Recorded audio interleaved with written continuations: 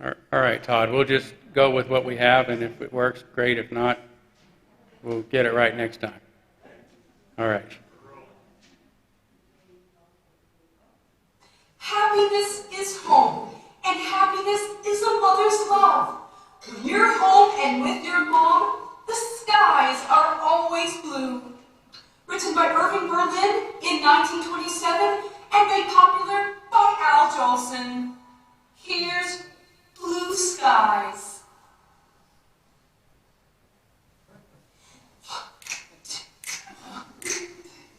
Blue skies, smiling on me, nothing but blue skies. Do I see? Do all bluebirds singing a song? Nothing but bluebirds all day long. I never saw the sun shining so bright, never saw things going so right. Noticing the days hurry by when you're in love.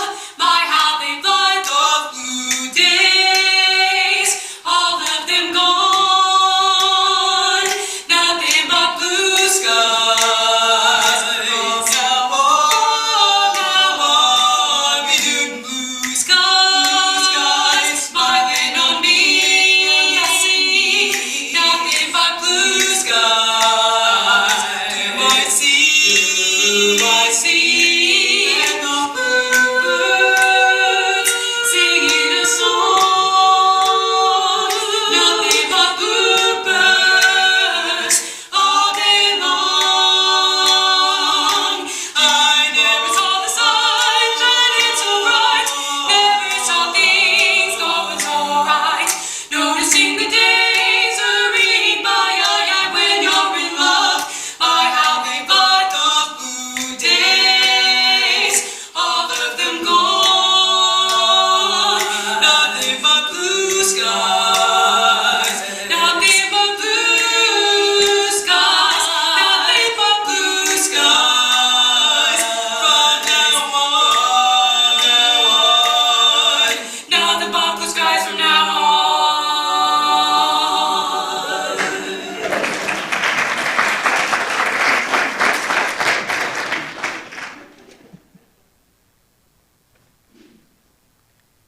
Need I say good morning? That pretty much says it all. The Weddle sisters, of course, how wonderful that they gave us these recordings to have them present with us from time to time, and looking forward to having them actually here in person again real soon. So but we're going to get to hear more of them during our service today. Gosh, it's great to see all of you. Welcome, welcome, welcome, welcome, welcome, welcome. I didn't realize how much I was looking forward to seeing half faces again until this Sunday started getting closer this week, and I was like, wow, there's actually going to be people in the room. So it feels wonderful, and it's great to see you. Welcome to all of you. It's been a long year, and yep, it's been a long year. Well, I do want to start off, as is part of our ritual, by explicitly welcoming you to the Unitarian Universalist Church of Spokane, where our mission is to join together to create a nourishing, liberal religious home and to champion justice, diversity, and environmental stewardship in our wider world, or as we together say in short, to create community, find meaning, and work for justice. Wow, we could actually hear it echo through the room. Well, it's great to have all of you here, and this of course includes those of you who are in the room with us for the first time in more than a year, as well as those of you who are continuing to stream with us. We're looking forward to seeing as many of you here as possible in the weeks and months to come, but I also know that some of you are living in distant places, and we are so glad that you're part of our community as well. And we will be continuing our streaming service, so you can be part of our time together here on Sundays as much as is possible. So welcome to one and all. As always, we embrace all that you bring with you to this space, your unique beliefs, your background, your lifestyle, your differences, all that helps make you who you are is much appreciated, particularly this morning. So glad to have you. I do have to start off with a really sad note. You'll notice our unity candle is out here at the front, and you can't see the flame, but it is in there. I just checked. One of the young men who grew up in our church, a lot of us knew him as Yusuf Sloma. Also started going by Joe these last few weeks. Passed away after a tragic accident, vehicle accident, just a couple of weeks ago. So it's really, really sad.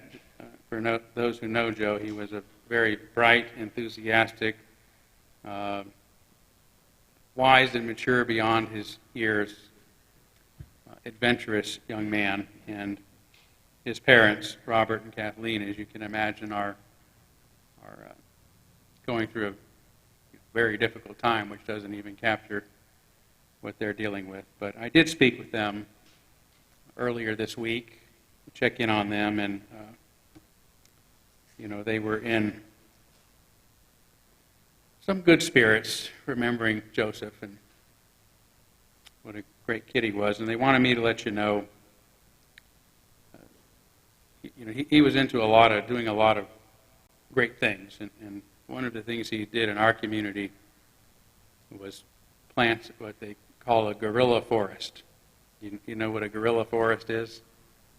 I don't either, but I don't think it's a forest for gorillas. I think it was a forest that should not have been planted, right? It was something maybe he didn't quite have permission to, but saw a place that needed a forest, and he did it. And we're wanting to make that official and get it cared for in ways. So they're going to do some sort of crowdfunding for that, or maybe some other of the adventures that Joe got us started on is a nice way to remember him and contribute to his memory. So keep an ear out for that. We'll let you know when we hear more. But again, very sad way to start our first day back together, especially on Mother's Day. It's hard to segue from that to say, hey, happy Mother's Day. But I think it's important for us to remember that Mother's Day was actually started by mothers who had lost their children, right, due to warfare, unnecessary warfare in many cases, if not in all cases. And so it is a great day for us to let the mothers in our lives know that we love them, to remember the mothers that have been in our lives. But it is also really the spirit of this was really something that mothers created so that we would remember to love our children. So I think this is an appropriate day to consider the significance of Mother's Day and the importance of their kids. As I look out and see the 4 kids. Hi. 5. Oh my gosh. 1, 2, 3, 4, 5. Yes. I didn't see you. Your shirts blend in so well that you look like one person there. So I was like, man, I've got to get my eyes checked. People are starting to look like blobs. Hi. Good to see you. Good to see all of you. Welcome back. Yeah. Okay, but happy Mother's Day. Happy Mother's Day. And again, I think we're having a parking lot celebration after the service. I don't know who came up with this clever phrase, but because we have a lot to celebrate, right? So, but anyway, I hope you'll stay for that. There's going to be time to visit with one another and some entertainment and all that stuff at 12:30 or close to it. Okay, so we are going to take a few minutes to greet one another. I'll ask those of you who are streaming with us to please do so as you've become accustomed to by using your devices to reach out to somebody you're thinking of, and also for those in the room to take a few minutes to greet one another too. You're all adults, you know the situation, so I'll let you figure out how to do that.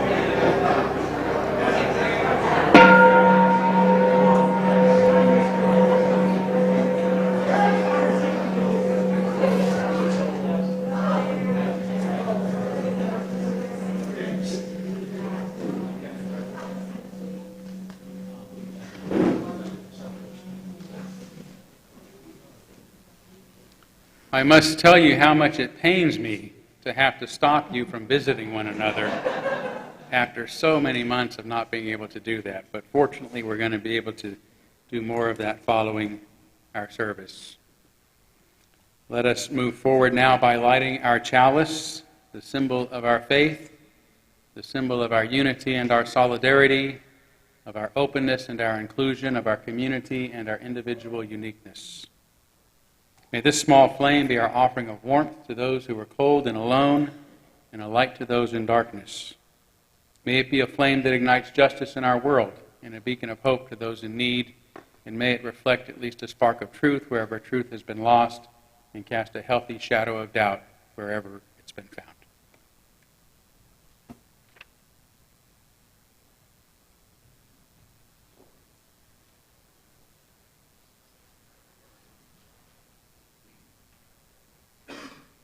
Now that we are cautiously going towards a new level of normalcy, I would like to share a few words I wrote for the old Little Nature Chapel while at the height of the pandemic. As the days go by, and it becomes increasingly painful to be physically isolated from our family and friends and from society at large, let us picture the wonderful day when the worst is overcome and we can safely start a few steps towards a new kind of normalcy. Individually, most of us have been using creativity to go forward during this transition time and made discoveries which will add to the tenor of our lives once we no longer need to stay home. Globally, beyond our divisions, we have achieved a new level of unity. Free from our usual endeavors, the earth itself has been healing in stunning ways. So despite the pain, thanks to the selflessness of numerous courageous people who have been working to allow us to go on, and thanks to the extraordinary health specialists who have been treating those of us who have been ill under terrible circumstances, we have made progress towards the light of a rejuvenated world to come. It makes me so glad to think back upon those times and realize that we are now enjoying the new beginning to which I was then alluding. I hope it gives you joy as well.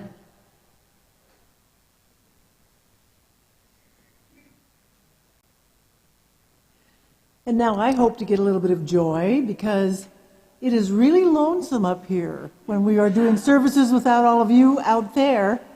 I don't hear anybody singing back to me, and I really, really want to hear that this morning.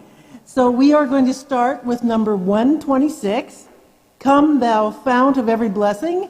So please rise and with gusto sing.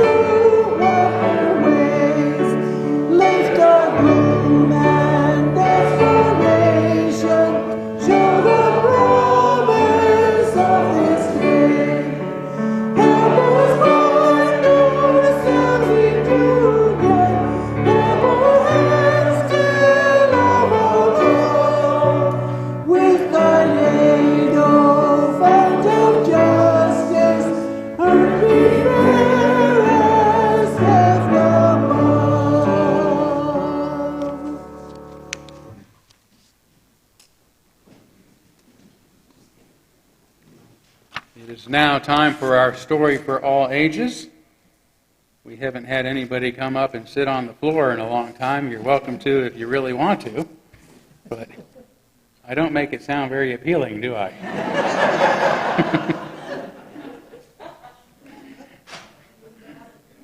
But you're welcome to stay right where you're at, too, so it's totally up to you. All right? It's pretty funny, huh? Okay. We'll just talk loud. Because I brought a friend that a lot of you know. Possibly.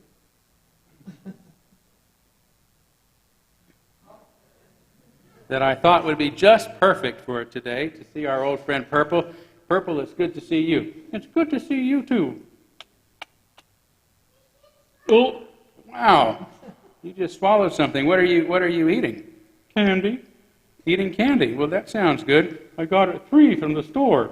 Free from the store? Well, that's interesting. How'd you get it for free?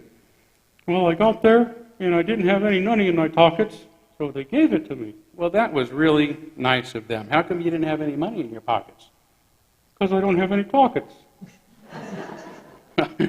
That's true. Well, that reminds me of a story. Would you like to hear it? Sure, while I have another piece of candy. Okay. Well, this is actually a true story that happened at a grocery store on a cold winter night in December of 2007. Well, that's before I was born. Yes, it is. It was a long time ago. So at this particular time, there was a snowstorm beginning outside when all the cash registers in the store stopped working. Well, I wasn't even born yet. Well, I know you've already said that. Well, then look at the script. Okay. Anyway, the line kept getting longer and longer as the cash register stopped working. Yikes! Yikes is right. It says so right there. And the team leader working that night, because that's what they called their managers, the store manager, team leader, knew that their customers really needed to get home quickly before the roads became treacherous. So he spoke to the rest of the team, and they decided together that they were going to just give the groceries away. Just like my candy. Just like your candy. So for more than a half hour, before they could get their registers working again, they bagged their groceries up, their customers' groceries up, wished them a Merry Christmas, and asked them to please drive safely. Wow, that was really nice. It was really nice. And it so happens that this grocery store was part of a huge corporation you might have heard of called Whole Foods. Yeah. And do you know what the corporate bosses said when they found out what the team leader did without asking for corporate permission? They must have been pretty mad. Well, they were actually happy about it. The Whole Foods founder said that our people know that if they use their best judgment and try to do the right thing, that we will never second-guess them. And the story of what happened that cold winter night became the perfect Christmas story. And some of their customers were so grateful that they gave the amount of money they had saved that night at the grocery store to a local food bank to help feed others. Hey, I'm going to give my quarter that I saved to a local food bank too. Well, that's just great. Good idea. Just one thing. What's that? Can I have a quarter? I don't have any pockets. Okay. Well, I'll give you a quarter, and thank you very much for coming. See you next time.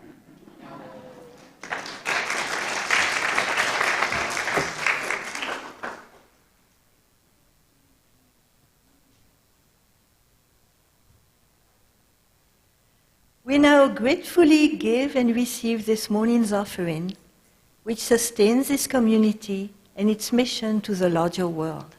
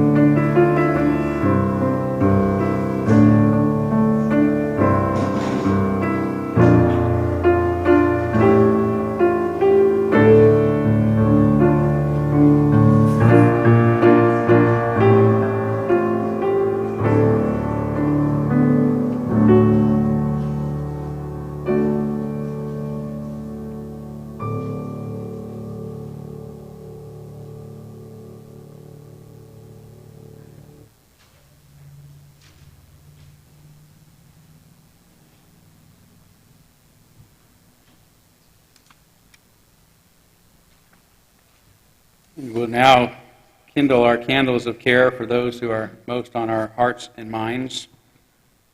And I want to begin with a candle for Steve Johnston, who is still dealing with health issues and is hospitalized at Sacred Heart. He does appreciate phone calls to help break up the monotony and loneliness of his day. And again, a candle for Kathleen Callum and Robert Slow-Mudjo's parents, who of course are dealing with the tragic death of their beloved son. And also a candle for our family, especially for Peggy. Her father, Morris, passed away earlier this week. So he was been ill for a long time, but still a sad time for us. So thank you. And let's do take a moment of silence on behalf of others that you might be thinking of. And as always, you're welcome to name them aloud at this time if you'd like.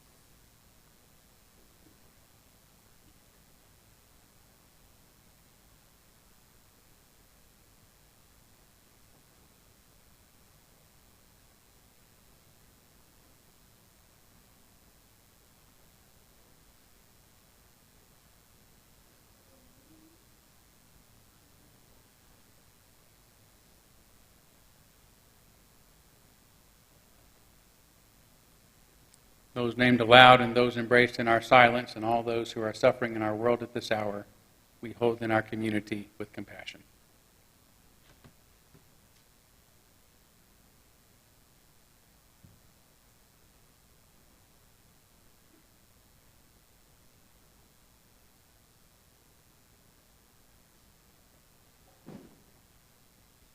Our life is shaped by our mind. We become what we think. Joy follows a pure thought, like a shadow that never leaves. Buddha.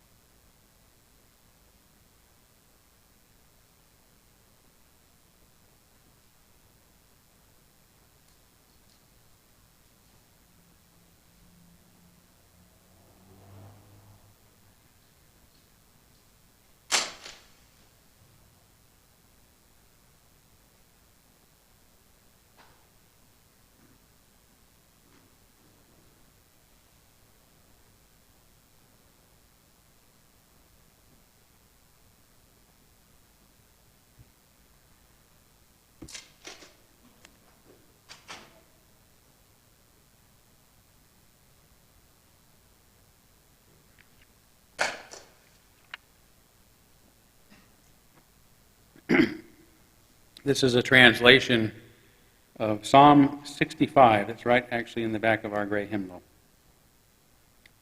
You make the outgoings of the morning and the evening to shout for joy.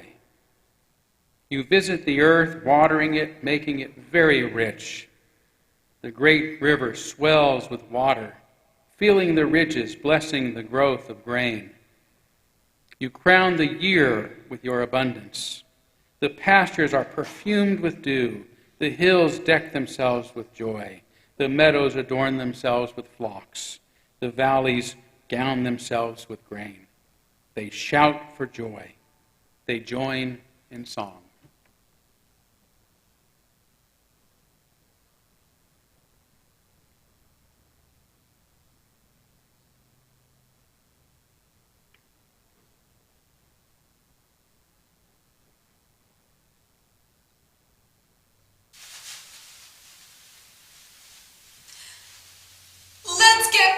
positive again with this fun piece from the 1945 film, Here Comes the Waves.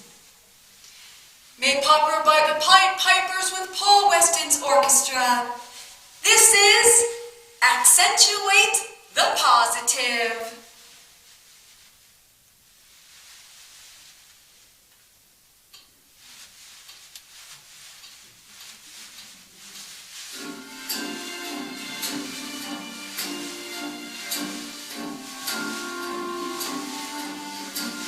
You've got to accentuate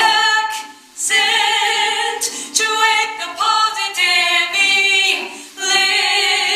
eliminate the negative, latch on to the affirmative, don't mess with Mr. In Between. You've got to spread joy up to the maximum, bring gloom down to a minimum, have faith or pandemonium, liable to walk upon the sea. To illustrate my last remark, Jonah and the whale, Noah in the ark. What did they do just when everything looked so dark? Then they said we better accentuate the positive, eliminate the negative, latch on to the affirmative, don't mess with Mr. In Between. No, don't mess with Mr. In Between. You've got to accentuate the positive, eliminate the negative, latch on to the affirmative, don't mess with Mr. In Between. You've got to spread joy up to the maximum, bring gloom down to a minimum, have faith or pandemonium, liable to walk upon the sea. To illustrate my last remark, Jonah and the whale, Noah in the ark. What did they do? Just when everything looked so dark? Then they said we better accentuate the positive, eliminate the negative, latch on real tight to the affirmative, don't mess with Mr. In Between. No, don't mess with Mr. In Between.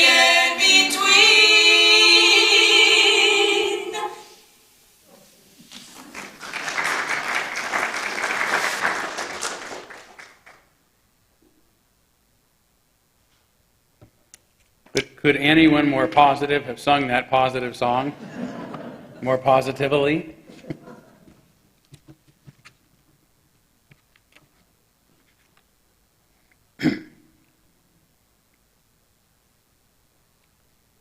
I'm sure that most of you know Homo sapiens means the wise ape. And it was coined by the Swedish naturalist Carl Linnaeus in 1758, which is pretty impressive given that it would be another 100 years before Darwin's Origin of Species was published. Nowadays, most of us recognize and accept that humans are only one among countless species and have no problem with the term, but I'm guessing that most of us today would not describe our species as the wisest of animals. As contemporary philosopher Sam Keen says, this is one of the hardest truths of neuroscience to swallow, that no matter how much we want to believe otherwise, our rational, logical brains aren't always in charge.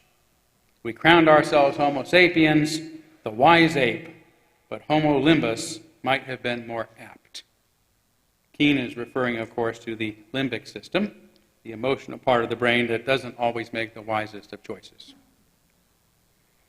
Still, by 1758, near the end of the historic period known as the Enlightenment, also called the Age of Reason, advances in human thought and understanding had for a century,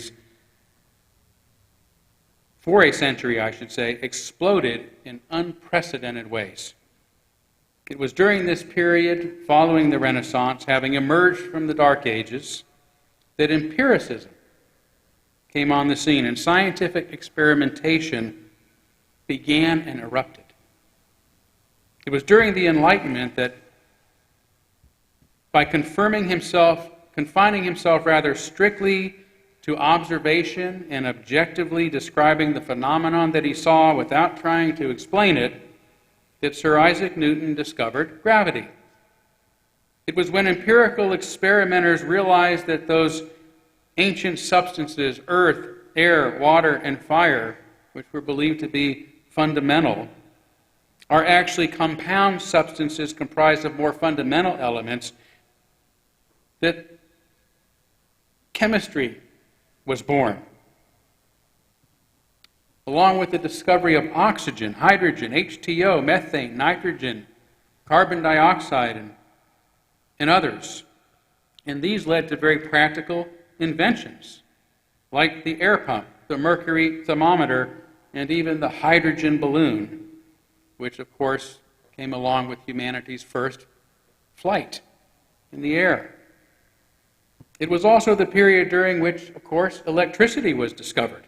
But not just discovered, it was conducted and captured and stored in the first batteries, a source of unprecedented energy that has radically improved and transformed human life ever since. And keep in mind, it was only a short time earlier, during the Renaissance period, that the precursor of the Enlightenment, that the beginnings of this scientific revolution began with the transformational inventions of the microscope and the telescope, allowing us to look deeper into and further beyond our world. So with all these new and revolutionary discoveries and technologies, we can understand why Linnaeus thought wise ape might be an apt name for our species. He had good reason to be optimistic about the world that he lived in and about humanity itself, given all the wondrous accomplishments his age of reason led to, compared to the centuries of darkness that had only recently ended. But it seems in general that our species is geared more toward pessimism than optimism. The Stoic philosophers tried to overcome this by regularly envisioning or meditating, premeditio malorum is what they called the practice, regularly envisioning what it would be like to lose the good things in our lives, our livelihoods, our reputations, our possessions, our family, our friends, our health, in order to feel happier and more contented with the good things that we do have. But this is one of the few areas where I disagree with Stoicism. I think that some discontentment, some dissatisfaction and depression and anxiety are important motivators for our species. And if it weren't for our perhaps genetic discontent, we might never advance. We'd still be dragging our knuckles or hanging from the trees instead of exploring existence with microscopes and telescopes and inventing medicine and chemistry and electricity and the unyielding and exponential explosion of human understanding and technologies that has continued ever since our emergence from the Dark Ages. Still, we can feel so downtrodden, which is what the word pessimism means, right? To look down, that we often can't see, let alone enjoy, the wondrous age that we are so privileged to live in. In his book, Factfulness, 10 Reasons We're Wrong About the World and Why Things Are Better Than You Think, the late Hans Rosling talks about a 2017 test that he gave to 12,000 participants from 14 different countries about the current state of the world. It asked them to rank how they believe we're doing in the areas of housing, poverty, human population, life expectancy, deaths from natural disasters, child mortality, childhood vaccinations, education of girls and women, endangered species, global warming, and the number of people with or without electricity, and so on. Regardless of the country they lived in, participants got an average of only 2 out of 12 questions correct, mistakenly considering things far worse than they really are.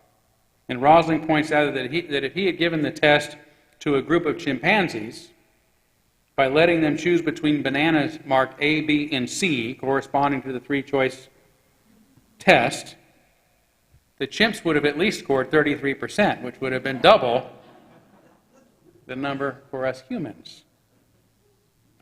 And this point really illustrates just how naturally pessimistic our species is, which has probably been good for our survival, but also for pushing us to advance in ways unlike any other animal on Earth. But this mindset is also deceiving, causing us to see things as far worse than they really are. And when this delusion expresses itself in our collective stream of consciousness, known as the social media, we are prone to gravely exaggerate our mistrust of just about everything and of everyone, with wild conspiracy theories and unfounded ad hominem assaults against our perceived enemies. And some defend these delusions with such ferocity, it's as if they think their lives depend on it. That's how exaggerated our fears become. And there are still people who insist there is a human population explosion, even though the data proves otherwise. The coal industry has gone bankrupt. Oil is on its way out before the end of this decade, probably long before the end of this decade. And the green energy industry is the fastest growing technology and employment sector around the world. But we're reluctant to believe it. Today, most of the countries in the world are democracies. Slavery is a violation of international law. Poverty around the world is at historic lows, as is international warfare. But it's difficult for us to see anything but the bad stuff. Pity the fool, as Mr. T would say, who makes the claim, even if quantifiable, that race relations have greatly improved in America. Even if they qualify it by saying we still have far to go. Yet as philanthropist Naveen Jain writes, the fact is that by every objective measure, the world is getting better, much better. The number of people living in poverty has never been lower. There are far more democracies in the world. Literacy has reached an all-time high. Higher food production and lower costs has put a massive dent in world hunger. Infant mortality rates have plummeted. We're on an accelerated path to electric cars and far less consumption of fossil fuels. Sanitation standards, life expectancy, air quality, it's all improving. Historians consider the age of enlightenment to have ended near the beginning of the 19th century with the emergence of Romanticism, which was great when it was sort of restricted to art form. But beyond that, it became a rejection of science and reason in favor of emotionalism and subjectivity. We're certainly seeing this anti-intellectual, anti-factual emphasis today, but I don't believe that the Enlightenment has ended, at least not for good. Nor do I believe that it began in the 17th century, nor even in the 15th century during the Renaissance. I believe the Enlightenment principles were born at least 2,600 years ago with Thales of Miletus, the Greek philosopher some have called the founder of Western civilization. Thales, in fact, considered the first Greek philosopher and was the first person we know of who attempted to explain our existence in natural rather than supernatural and mythical terms. We see in Thales the beginnings of the empiricism that flourished among the Enlightenment thinkers, during which science was initially called, by the way, natural philosophy. And the first philosophers, like Thales, were initially called the physicist by Aristotle, the physikoi. Bertrand Russell says, philosophy and science begin with Thales of Miletus in the early 6th century BC. The rise of Greek civilization, which produced this outburst of intellectual activity, is one of the most spectacular events in history. Nothing like it has ever occurred before or since. Right? I mean, 200,000 years of mythical thinking, of primitive thinking, until this moment in time.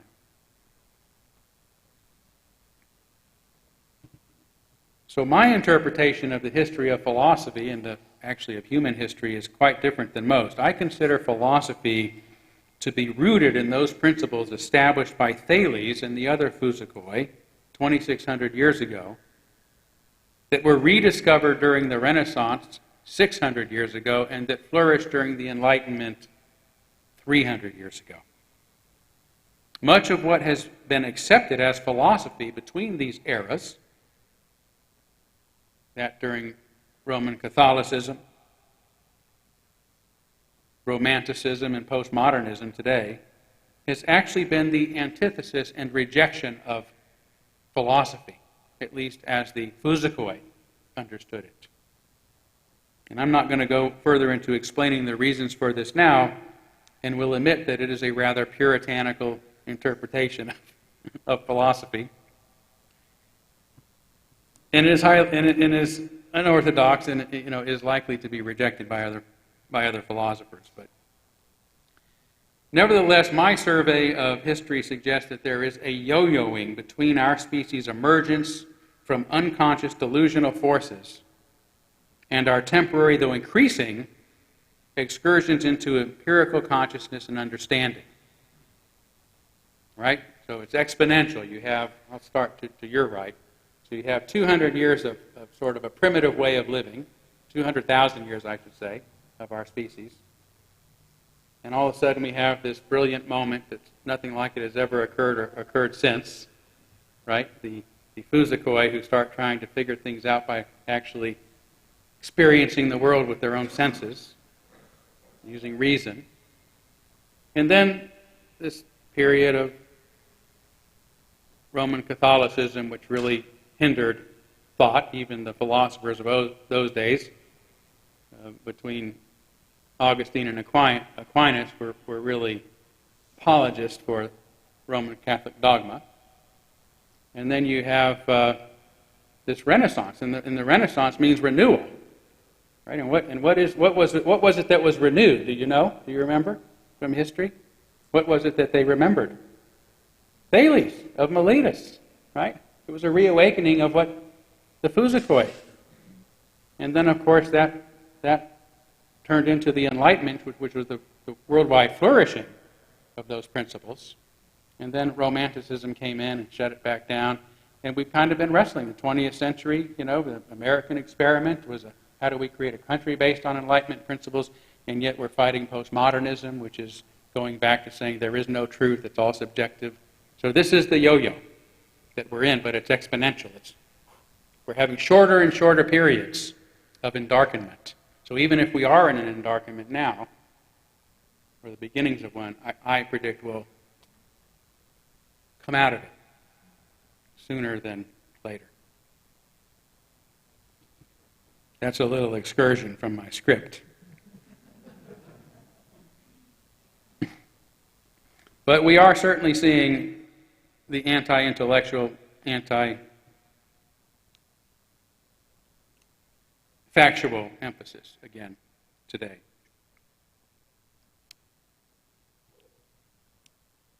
During the, let's see, where the heck am I? I really got off.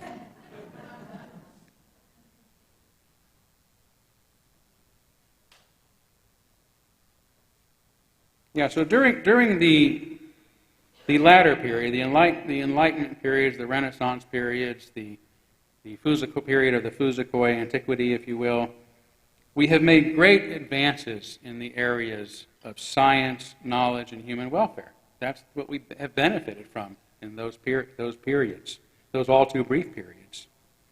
During the ages of darkness, for lack of a better term, which always reject reason and science and free thinking, we have returned to collective unconsciousness in which human societies are largely based upon common delusions and fears. Although our particular religion, founded upon the Enlightenment principles of freedom, reason, and tolerance, or conversely upon the rejection of authoritarianism, superstition, and fanaticism, has recently been usurped by anti-Enlightenment forces, we have traditionally gravitated toward some kind of optimistic outlook that the same kind that persuaded Linnaeus to call our species Homo sapiens, the wise ape. And that positive mindset, shared by the first philosophers, the Renaissance and the Enlightenment, has persistently trusted in human goodness and human agency. Such optimism was expressed in Thales' attempt to understand the world through his own human senses and reason, rather than depending upon old religious stories and myths about how the gods fashioned and control everything. And this is the same principle to which the very word, again, Renaissance, refers. It means renewal or rebirth. The Renaissance was the rebirth of the principles expressed by the first philosophers, the physicists.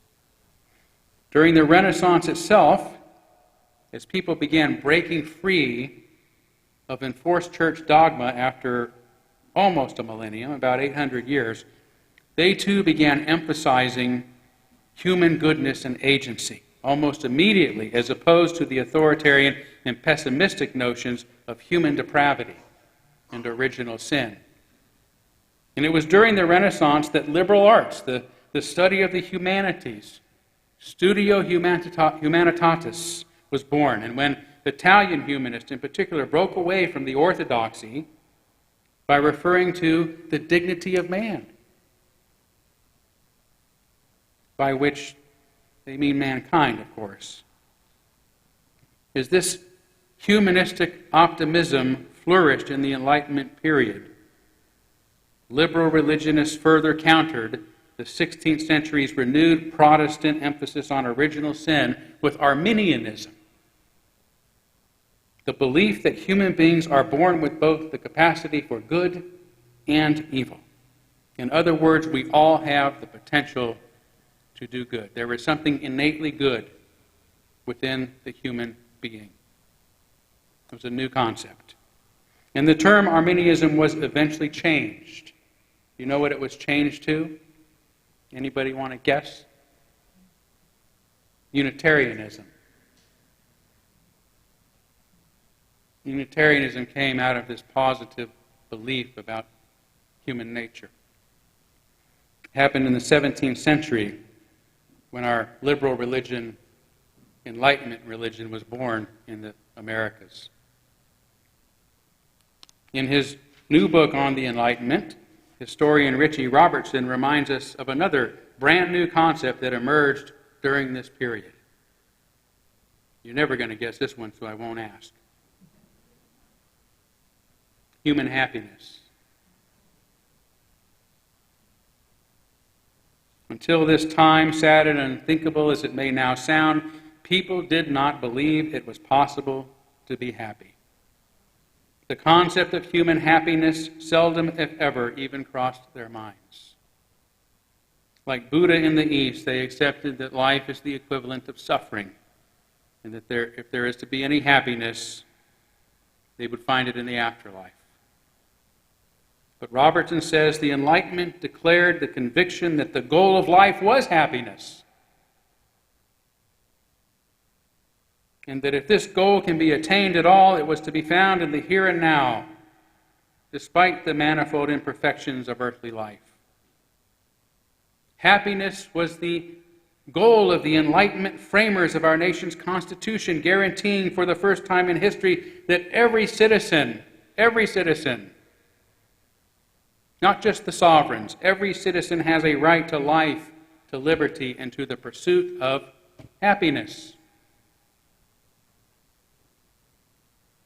As routine as this may now sound, it was revolutionary.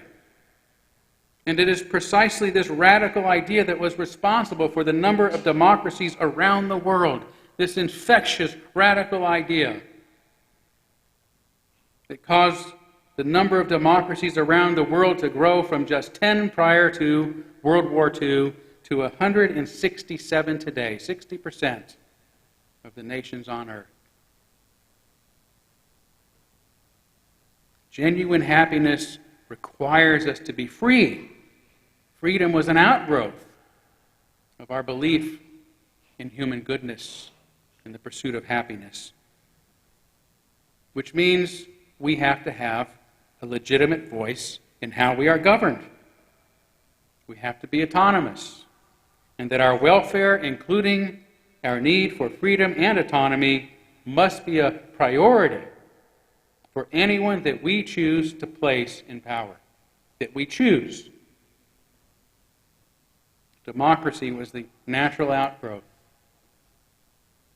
of the discovery of human goodness and the goal of human happiness. So how do we, like Linnaeus, overcome delusional pessimism, to see the world on its own empirical, objective, factual terms? First, we should train ourselves to embrace the notion of human goodness and human potential. We live in a society in which the phrase human nature is synonymous with selfishness and cruelty, even if we don't outright believe in original sin anymore. As liberals, especially as religious liberals, we should train ourselves to positively associate humanity with goodness, agency, and trust. And this doesn't mean being naive about the harsher realities of life or pretending that there aren't some individuals who aren't utterly careless about how their actions impact others, but it does mean that recognize that every person, even those persons, are complicated, and that at the very best, they have the basic desire to do good and the capacity to do good.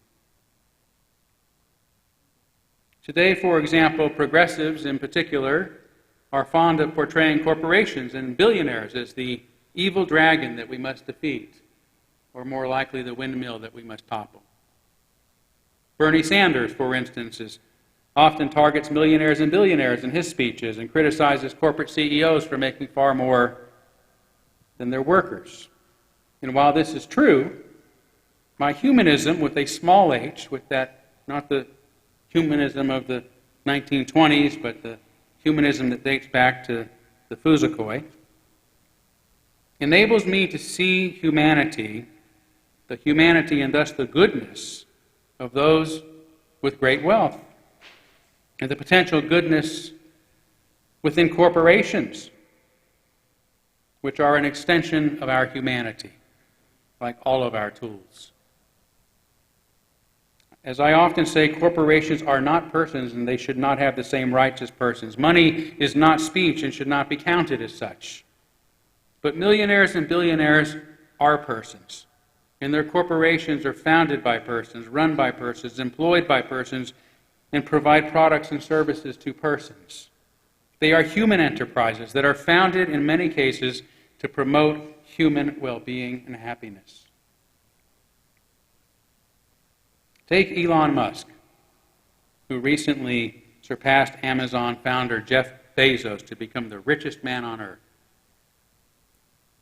Musk didn't seek out to become rich, but to help solve global warming by building a green-powered automobile. And it turns out he was in such alignment with so many other human beings committed to the same goal that the Tesla Corporation has become the largest, most successful automobile company in the world. It's also Musk who forced the government to stop NASA's no-compete contracts with Boeing and JPL so that entrepreneurs could enter and reinvigorate humanity's space program. His innovative efforts to fashion affordable, reusable rockets paid off just last month. You probably heard about this, as a Falcon 9 booster rocket was reused for the first time to carry a crew of astronauts to the International Space Station. Musk believes that if our species is to survive the next catastrophic event on Earth, we need to become interplanetary, and he's putting his money where his mouth is. And just a couple of weeks ago, in a more down-to-earth measure, Musk sponsored the largest incentive prize in human history. How many of you heard about this in the good news that's on CNN and MSNBC? And we have one person, yeah. Anyone else? Yeah, it didn't get widely spread, did it? Musk is sponsoring the largest incentive prize in history, a $100 million, and he says he's willing to go higher because he's not going to be satisfied with failure, to the team that comes up with the means to extract carbon from the atmosphere in a way that can be scaled up to gigatons per year in order to prevent temperatures from continuing to rise. Now, some might find reasons to criticize Musk, just as they too can be criticized and if scrutinized too closely. But I'm going to leave it to others to cast the first stone. As far as I'm concerned, Elon Musk, a corporate billionaire, has proven himself to be motivated by human goodness. In their book, Conscious Capitalism, entrepreneurs Raj Sisodia and John Mackey, the founder of Whole Foods, ask us to imagine a business that is born out of a dream about how the world could be and should be. The founders are on fire to create something of relevance, resonance, and permanence. A business that will far outlive them, that delivers real value of multiple kinds to everyone it touches. They want to create a business that their parents and children can be proud of, that aspires to so much more than making money. A force for good that enhances the health and well-being of society. They dream of creating a business that enriches the world by its existence and brings joy, fulfillment, and a sense of meaning to all who are touched by it.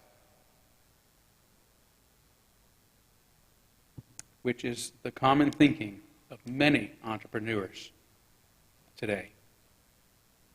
Although the pessimistic side of us only recognizes the ethically underdeveloped bad actors, and there are certainly enough of them, the humanistic side understands that most persons desire to do good, and their businesses exist to promote human happiness and welfare. And I could give numerous examples of businesses and billionaires who are committed to human happiness and well-being, but I'll leave it to you to look for yourself, because that's what this is about, seeing the world through a humanistic and humane lens. This is so not only of billionaires and corporations, but of any human enterprise. Look for the goodness in those places, among the people, among the humans, where you least expect it, and find it. Seek and ye shall find. Here I will begin to close by asking you to consider our own extraordinary moment in history by celebrating the good times. Despite all the negativity we are prone to and the challenges still before us, if, like Carl Linnaeus, we had the opportunity to name our species, what might we say? Would we be able to see our greatest accomplishments and find them so astonishing, so revolutionary, that we could only portray ourselves in the most positive of lights? The wise ape, the creative ape, the compassionate ape, the enlightened ape. It's been a rough year with COVID-19, interrupting our way of life, leading to millions of deaths and disabilities. to business closures, bankruptcies, and layoffs, to isolation and loneliness. Yet consider how we have also adapted and still managed to care for each other. The world's scientists and pharmaceutical companies and governments have come together in unprecedented ways to develop and disperse numerous vaccines at astonishing speed to help us end this global crisis impacting our entire human family. The innovative ape, the resilient ape, the undaunted ape, the united ape. We live in a truly unprecedented age that will fundamentally transform our species during our own lifetimes. We live in a period of transcendence. As futurist Ray Kurzweil says, we won't experience 100 years of progress in the 21st century. It will be more like 20,000 years of progress at today's rate. At today's rate, we're seeing these changes happening right now. The rapid advancement of vaccine science, just one example. Advances this decade will be so extraordinary that they will make the past 20 years look like the past 1,000 years. And will continue to make the world better than we have ever seen. For those who have eyes, look. The positive ape, the grateful ape, the happy ape. May it be so.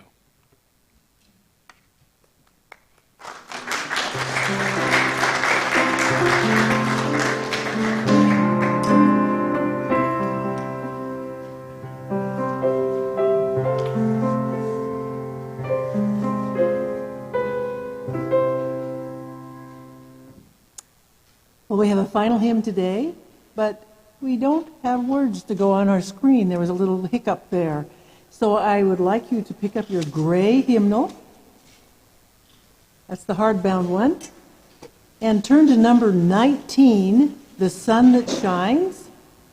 They're usually underneath the chairs, by the way. And if you still are lacking one, come up and grab one of these up here if you'd like to. I see one right down here. And I'll have Michelina play the whole thing through so that you can keep hunting if you need to. And we'll sing The Sun That Shines. Okay. Please stand.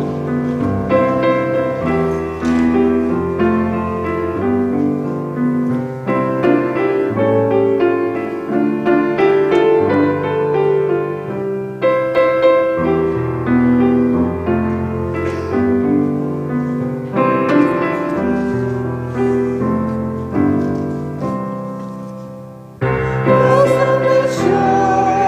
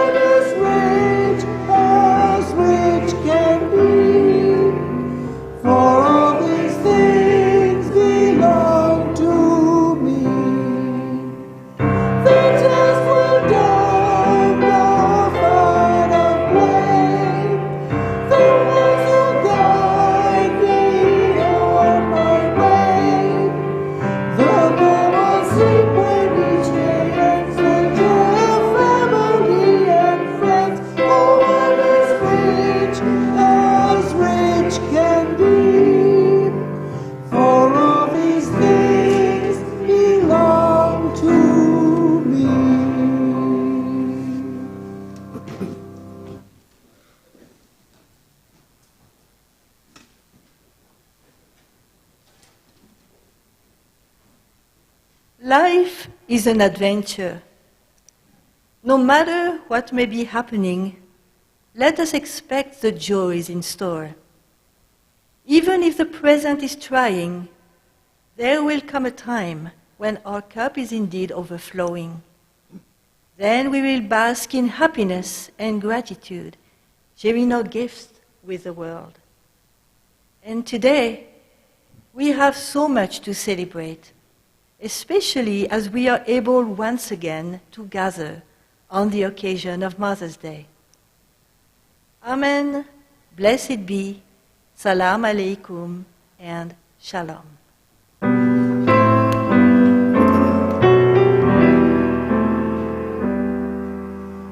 Shalom.